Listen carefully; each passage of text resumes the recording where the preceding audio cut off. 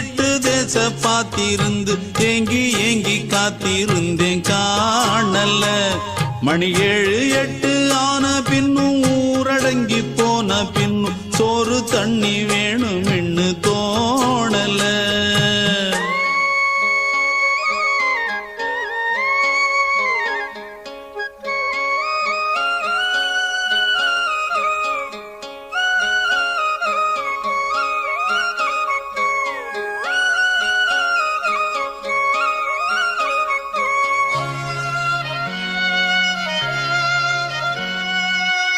ஊரார் ஒதுக்கி வச்ச ஓவியம் என்ன பொறுத்தவர காவியம்.